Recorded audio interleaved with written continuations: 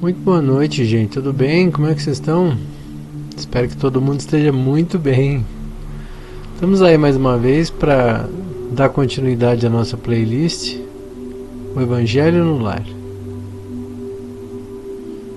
Estava aqui ouvindo uma musiquinha aqui, entrando no clima hoje porque é um dia especial, né? Afinal de contas, é uma quinta-feira santa, né?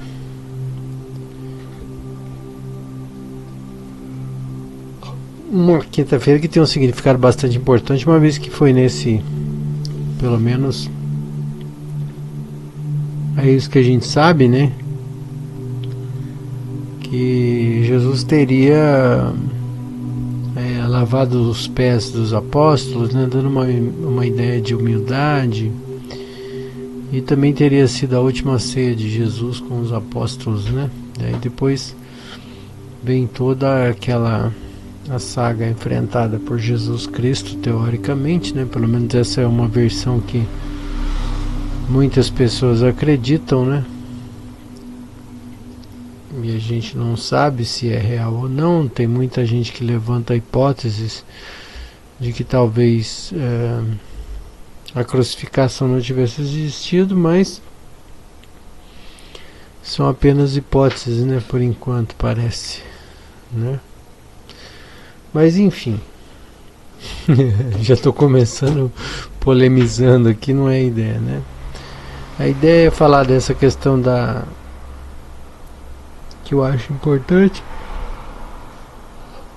é falar dessa questão da humildade de Jesus. Enfim, o mais importante é que Jesus jamais, isso pelo menos é fato, isso está comprovado em vários lugares, Jesus jamais perdia a chance de ensinar, né?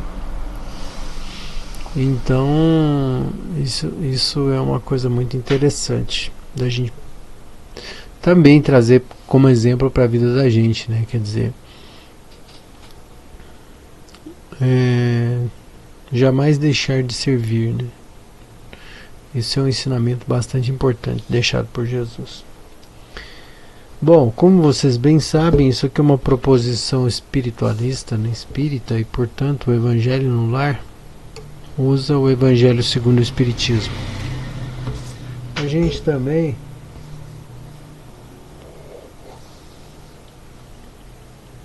usa esse livrinho aqui, Reflexões de Jacó, da Irene Pacheco Machado, e usa também esse livrinho aqui, Flor do Dia do Surprembaba. Que, por que usam esse? Porque eu escolhi esses, véio. Porque eu quis escolher esses. E é engraçado que estava tudo bem até agora, estava tranquilo aqui ouvindo uma musiquinha, e incrível que pareça, eu comecei a pressa, começou uma abrição de boca e tal. Esses dias eu tenho sentido a energia bem flutuante, assim, vamos dizer. Várias situações energéticas diferentes. E olha que minha sensibilidade não é muito grande não, viu? Mas eu tenho sentido uma variação energética importante nesses dias. Eu não sei.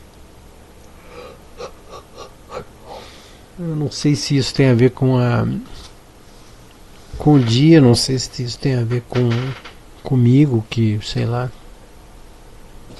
Enfim, não entendi ainda. Não é nada demais, assim, nada que seja uma energia ruim, mas uma energia bastante flutuante. Tá bom? Então, como vocês também já sabem, a gente sempre faz aqui 8 minutos de respiração, que é justamente para a gente se conectar desse dia, né, onde as energias foram mais densas, vamos dizer assim, porque num dia de trabalho você vai sempre ter se confrontado por outras pessoas, vai ter energias, né, desejos, intenções de outras pessoas, de outros lugares sobre você, e obviamente é natural que a gente fique um pouco mais densificado depois de um dia de trabalho, né? De trabalho comum, né? Vamos dizer assim, né? E aí, por conta disso, a gente faz esses 8 minutos de respiração a fim de que a gente possa entrar no clima da oração, vamos dizer assim. Tá bom? E como é que eu faço essa oração, essa respiração? Eu vou explicar para vocês aqui como é que faz e aí depois eu coloco uma musiquinha, a vida que segue. Aí eu vou contar 8 minutos e no final desses 8 minutos a gente faz a evocação dos nossos bons amigos espirituais e depois a gente começa então efetivamente a prece, tá bom? Eu sei que isso é meio chato para todo mundo que acompanha aqui todos os dias, mas é necessário passar essas informações, né? Afinal de contas, se chegar alguém aí pela primeira vez no vídeo, não vai entender essa abrição de boca, não vai entender uma série de coisas, né?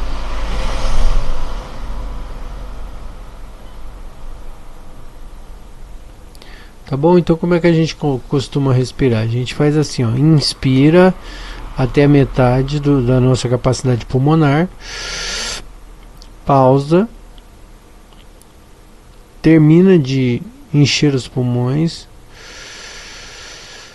pausa, e aí a gente solta lentamente, imaginando que isso seja uma fumaça branca saindo das nossas narinas, dos nossos olhos, dos nossos ouvidos, dos nossos poros, porque isso naturalmente ensina o nosso cérebro a sentir as energias e obviamente isso induz também essa exteriorização energética.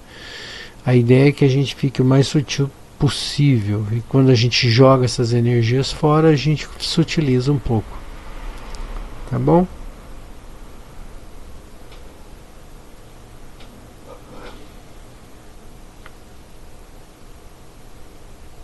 Então vamos lá? Eu vou começar aqui marcando 8 minutos, aí eu vou colocar uma musiquinha aqui pra gente ir curtindo, tá certo? Deixa eu ver uma musiquinha legal aqui. Pararam, pararam, pam, pam. Lembrando que eu estou acessando o site Upbeat. E nesse site ali eu posso selecionar o tipo de artista, o tipo de música que eu gostaria de ouvir. Tá certo? Vou colocar um diferente aqui, um artista novo.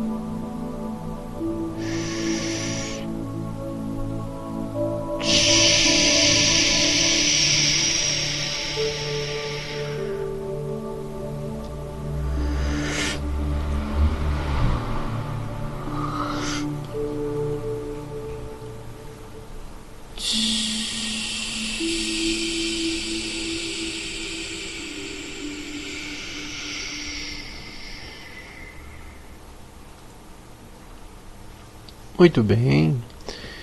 Terminamos então os nossos 8 minutos de respiração. Coloquei duas músicas de dois artistas diferentes, ou dois produtores diferentes, eu não sei aqui, provavelmente são artistas, né? E a partir de agora então a gente pode fazer a evocação dos nossos bons amigos. Vamos lá?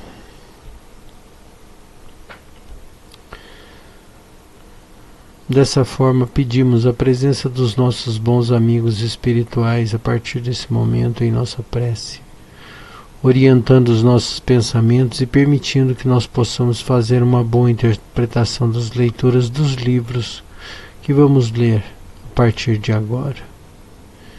Pedimos aos bons espíritos que protejam esse momento e nos ajudem no melhor entendimento. Que possamos também, nessa prece de hoje, vibrar positivamente e alegremente por aqueles que sofrem ou necessitam. E que Jesus abençoe a todos nós, que assim seja. Pai nosso que estais nos céus, santificado seja o vosso nome, venha a nós o vosso reino, seja feita a tua vontade, assim na terra como no céu. O pão nosso de cada dia nos dai hoje, perdoai as nossas ofensas, assim como nós perdoamos a quem nos tem ofendido. Não nos deixeis cair em tentação, mas livrai-nos do mal, que assim seja. Graças a Deus.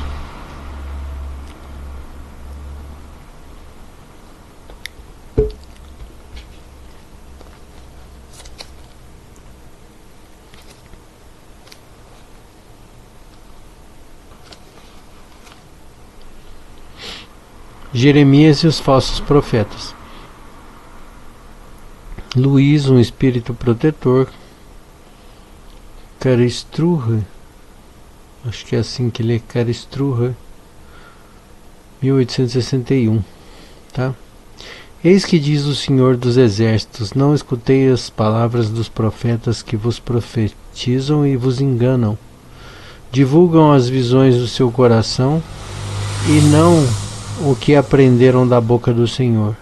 Dizem aqueles que me blasfemam: Senhor o disse, tereis a paz. E a todos aqueles que marcham para a corrupção de seus corações: o mal não acontecerá convosco. Mas qual deles assistiu ao conselho do Senhor e que o ouviu e entendeu o que ele disse? Eu não enviava esses profetas e eles corriam por si mesmos. Não lhes falava nada e eles profetizavam. Ouvi o que disseram esses profetas que profetizam a mentira em meu nome e dizem: sonhei, sonhei. Até quando essa imaginação estará no coração dos profetas que profetizaram a mentira e cujas profecias são apenas seduções de seus corações? Se, pois, esse povo, um profeta ou um sacerdote, vos interroga e vos diz qual é o fardo do Senhor, vós lhe direis: vós mesmos sois o fardo, e eu vos lançarei bem longe de mim, diz o Senhor. Está no livro de Jeremias, capítulo 23, versículos 16 a 18, 21, 25 e 26 e 33. E aí vem a explicação. É a respeito dessa passagem do profeta Jeremias que quero vos falar, meus amigos. O profeta, em nome de Jesus, disse: é a visão do coração deles que vos faz falar. Essas palavras indicam claramente que desde aquela época os charlatães e os vaidosos abusavam do dom da profecia e o exploravam. Abusavam, portanto, da fé simples e quase cega do seu povo, que prediziam por dinheiro as coisas boas e agradáveis. Esse tipo de enganação era muito comum entre o povo judeu, e fácil é compreender que o pobre povo, em sua ignorância, estava impossibilitado de distinguir os bons dos maus, e era sempre mais ou menos enganado por esses supostos profetas que não passavam de impostores ou fanáticos. Não podia haver nada mais esclarecedor do que essas palavras. Não pode haver nada mais esclarecedor que essas palavras, né? Desculpa. Não enviei esses profetas e eles correram por si mesmos, não lhes falava nada e eles profetizavam. Mais adiante ele diz: ouvi esses profetas que profetizam a mentira em meu nome, dizendo: sonhei, sonhei, indicando assim um dos meios empregados para explorar a confiança que o seu povo tinha neles. A multidão, sempre crédula, não considerava a veracidade dos seus sonhos e de suas visões. Sempre achava isso natural e sempre convidava os profetas a falarem. Após essas palavras do profeta, meditai também sobre os sábios conselhos do apóstolo João, quando diz: não acrediteis em todos os espíritos, mas provai se os espíritos são de Deus, pois entre os desencarnados há também os que têm prazer em enganar, quando encontram ocasião. Esses enganados são bem entendidos médiuns que não tomam a necessária precaução. Eis aí, sem dúvida, um dos maiores obstáculos contra o qual muitos esbarram, sobretudo quando são novatos no espiritismo. É para eles uma prova na qual somente podem triunfar orientando-se com prudência. Aprendei, pois, antes de tudo a distinguir os bons dos maus espíritos, para que vós mesmos não vos torneis uns falsos profetas.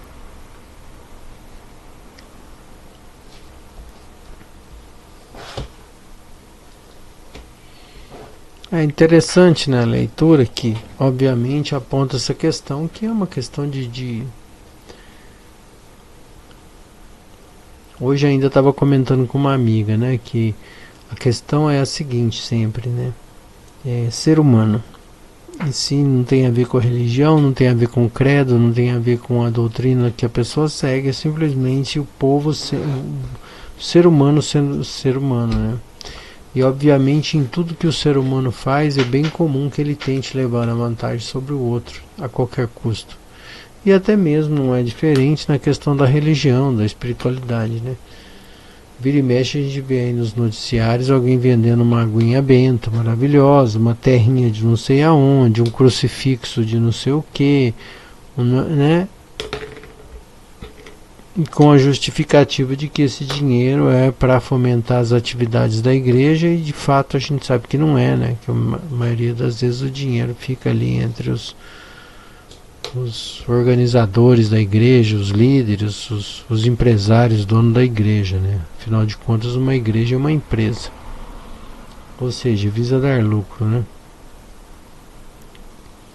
E eu estou colocando aqui porque assim, não há nenhum problema, eu acredito, uma igreja receber dividendos e fazer o seu trabalho. O problema é quando a igreja ou o templo, ou seja lá o que for, né, começa a deixar de lado os trabalhos sociais, as questões que são verdadeiramente importantes, e começam, por exemplo, a ter um desequilíbrio, né, comprando carros do ano. Às vezes o líder religioso começa a ter uma vida que poucos têm a oportunidade de ter, né? Aliás, muitos daqueles que frequentam o próprio templo não têm. Então assim, se acaba virando uma coisa de interesse pelo dinheiro, e aí é lógico que a coisa está degringolada, obviamente, né? Independente do credo que isso professe, né? Isso é uma coisa. Do outro ponto de vista também, que é um ponto de vista da gente levantar a questão, é o seguinte, né? Por que as pessoas são enganadas, né? As pessoas são enganadas porque muitas das pessoas, elas querem ser enganadas. E eu vou dizer para você por que elas querem. Porque obviamente elas transferem toda a responsabilidade das decisões para outros, né? Então assim, a pessoa, sei lá, ela está com um problema qualquer pessoal que ela não vê solução, quer dizer, ela até sabe a solução, mas ela não quer tomar a decisão necessária para aquela solução, porque ela sabe que não vai ser legal, né? Então ela não quer, enfim, ter um determinado tipo de comportamento que deveria ter, aí ela procura alguém que diga aquilo que ela quer ouvir, né? E aí obviamente isso acaba encaixando perfeitamente naquilo que ela pensa, e obviamente já está um passo dela tomar um golpe, né? Porque ela já está na mão daquela pessoa a quem ela fez votos de confiança, né? Ou seja, ela sabe que ela está errada, no fundo ela sabe que ela fez errado, mas ela procura alguém que bonifique, né, aquilo que ela pense. Então, obviamente,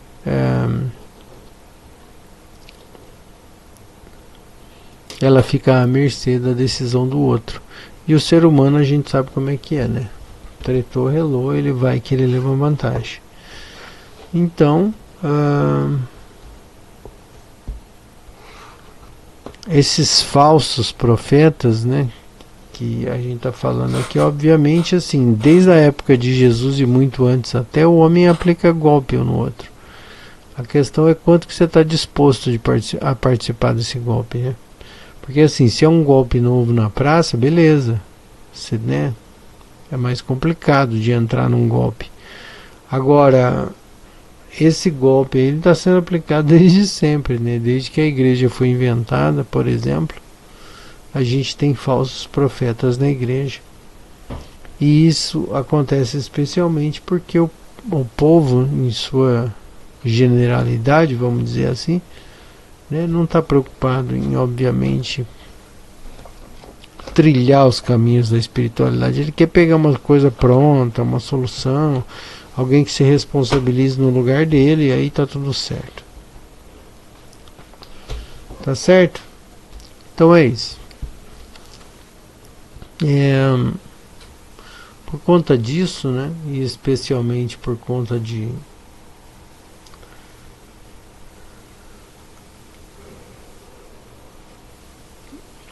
da semana que começa agora, com a Quinta-feira Santa, eu gostaria que nós pedíssemos uma prece para a espiritualidade, uma prece para os espíritos desencarnados, sejam eles necessitados ou não, uma vez que isso pode favorecer a energia geral, vamos dizer assim, né, das pessoas no nosso entorno, e obviamente isso vai corroborar com a energia do planeta também, de algum jeito, ainda que em pequeníssima escala, mas vai ajudar. Então vamos fazer então uma prece pedindo pelos espíritos.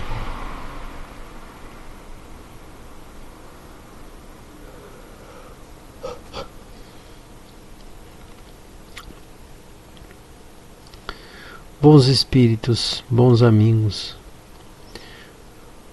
bem sabemos que vamos começar uma semana cheia de atividades religiosas, evangélicas, espiritualistas, a partir de amanhã, né? A partir de hoje, na verdade, mas enfim, mais efetivamente amanhã, Sexta-feira Santa.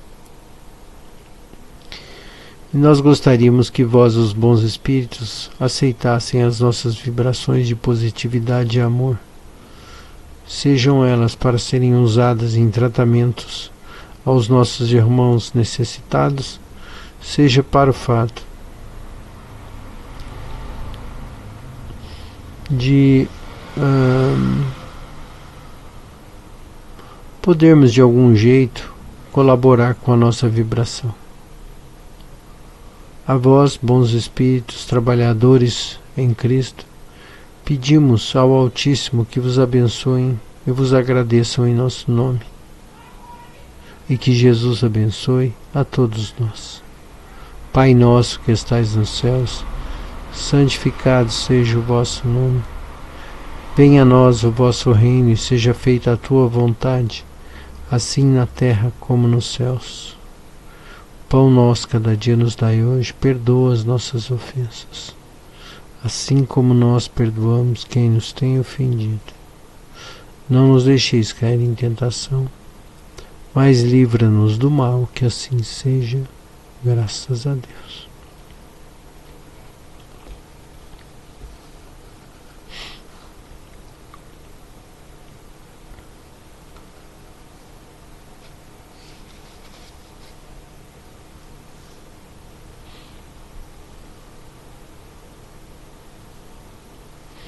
Pergunta-me, querida, como posso ajudá-la a compreender, a aceitar as críticas e ofensas.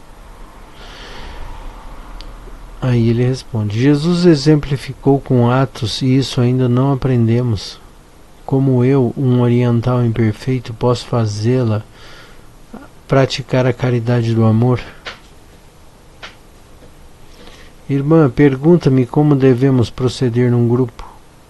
Primeiro, ame-o. Segundo, respeite-o. Terceiro, converse pouco.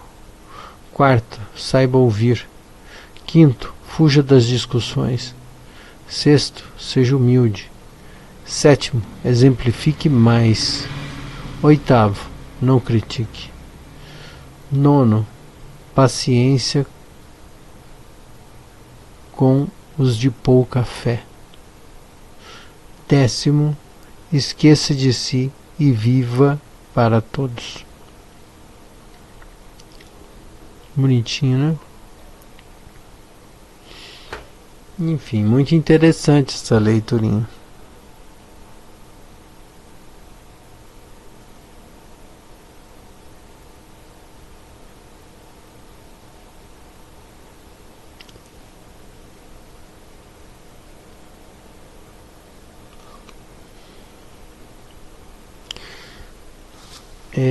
Bom, eu não vou comentar porque mais explícito do que isso é impossível, né? Vamos fazer então agora uma prece por nós mesmos, pelas nossas necessidades, pelos nossos desafios, tá bom?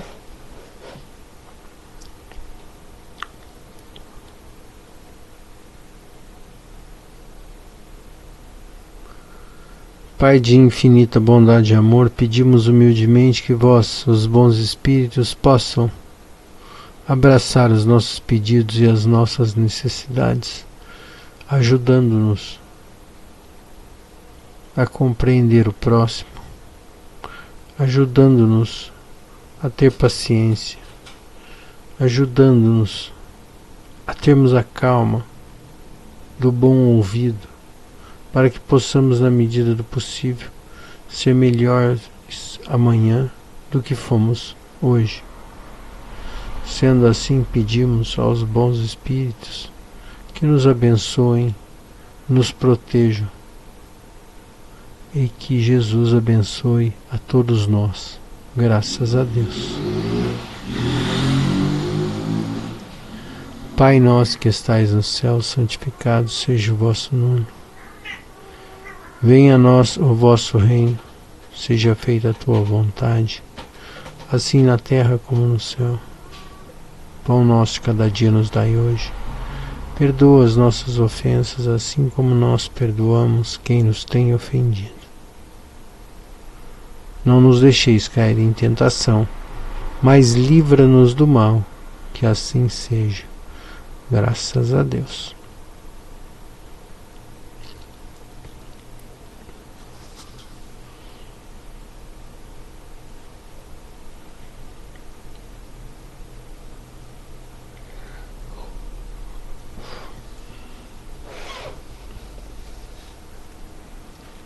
E aqui, por último, para a gente refletir um pouco, vamos ver.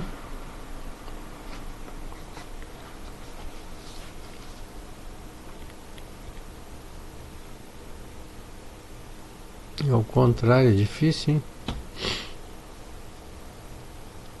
Abrindo mão do controle. Quando não ocupa o seu corpo e se deixa ser conduzido por impulsos inconscientes, você perde o domínio sobre a sua rota na jornada evolutiva. Esses impulsos se utilizam dos seus pensamentos, palavras e ações para conduzi-lo ao fracasso. Isso ocorre porque eles são oriundos daquilo que conhecemos como sombra, um lugar na consciência, inconsciência, né? no qual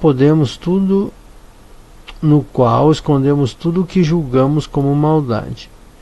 E sendo conduzido por tais impulsos, você sente indefeso e fragilizado, uma vítima do destino. Mas isso você chama de destino. E isso é apenas um produto da falta de presença. Lembre-se de que você mesmo está se colocando nessa situação e trate de ocupar o seu veículo.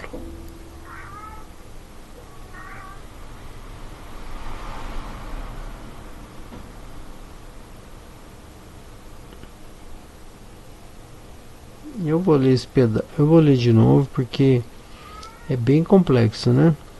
Vamos lá? Abrindo mão do controle. Quando você ocupa o seu corpo e se deixa ser conduzido por impulsos inconscientes, você perde o domínio sobre a nota da jornada evolutiva. Esses impulsos se utilizam dos seus pensamentos, palavras e ações para conduzi-lo ao fracasso. Isso ocorre porque eles são oriundos daquilo que conhecemos como sombra, um lugar na consciência, ou seja, inconsciência nossa, né, no qual escondemos tudo que julgamos como maldade. E sendo conduzido por impulsos, você se sente indefeso e fragilizado, uma vítima do destino. Sim, porque você não consegue lutar contra, né? Mas isso que você chama de destino é apenas um produto da falta de presença. Ou seja, você tem um destino porque alguém engendrou esse destino para você, né? Então a sua falta de interação com isso, obviamente te condenou a esse destino, né? Lembre-se de que você mesmo está se colocando nessa situação e trate de ocupar o seu veículo. É lógico que, por exemplo, em gerações anteriores, isso ainda acontece ainda hoje, que é o quê? Os pais, os tutores, né? Eles acabam projetando um futuro para uma criança. E às vezes a gente desarmado, né, sem saber exatamente o que é da vida, o que vai ser, enfim, em função da insegurança, a gente acaba aceitando essas sugestões e acaba, por vezes, se formando numa profissão, sendo desse jeito, sendo daquele, né? E obviamente, a gente acaba criando mecanismos para a gente, como é que eu vou dizer? Para a gente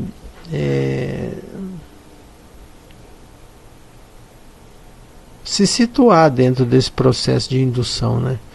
Então, por exemplo, ali dentro que você começa, dentro desse universo de sugestão, é que você começa a organizar a sua vida para dar respostas de satisfação para aquele pessoal, né, para os teus tutores, né, tipo, estou estudando, estou tirando nota, esse biriri bororó, e obviamente você a partir disso está trabalhando, atuando, vamos dizer assim, né, em resposta à opinião dos outros, né?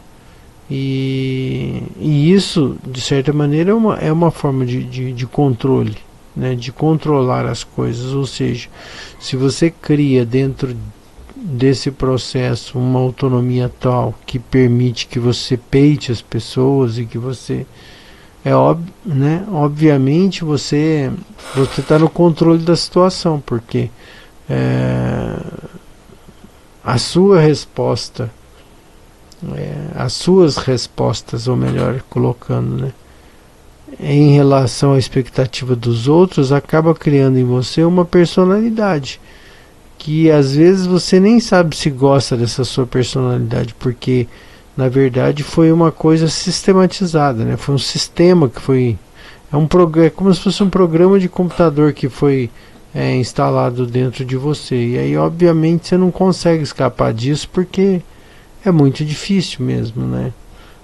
porque você era muito indefeso intelectualmente, consciencialmente, naquele momento onde essas informações foram introduzidas. Então, na maioria das vezes, o que a gente vê numa determinada situação,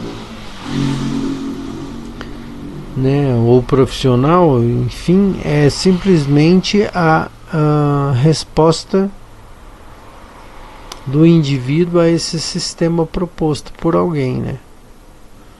Então, assim, simplificando tudo, eu sou médico porque meu pai é médico, eu sou advogado porque meu pai ou minha mãe é advogado, né? Ou seja, é como se fosse uma coisa hermética, né?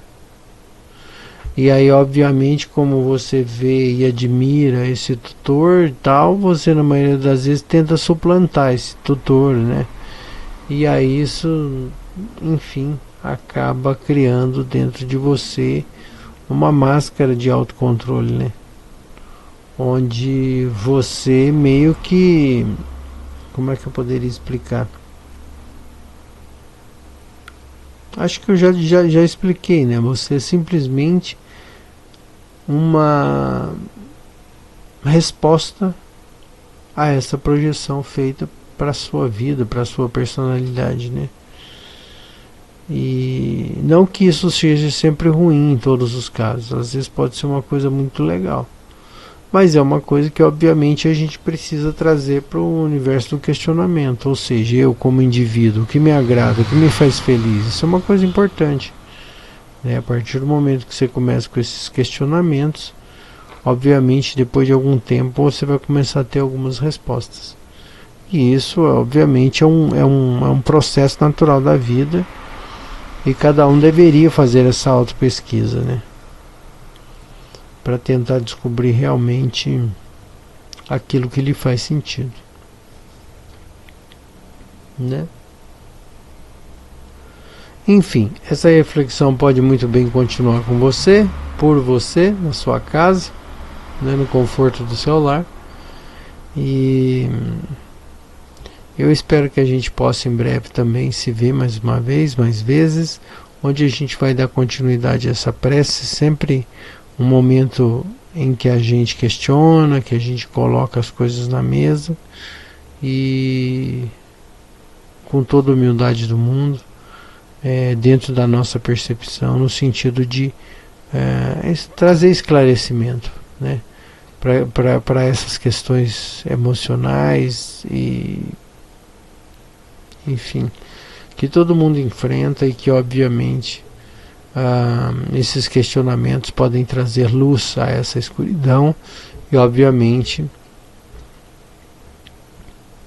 servir para a gente de alguma maneira. Tá certo, gente? Muito obrigado pela presença de vocês e que a gente consiga se ver em breve em mais um Evangelho no Lar. Tá bom? Muito obrigado, boa noite e até lá.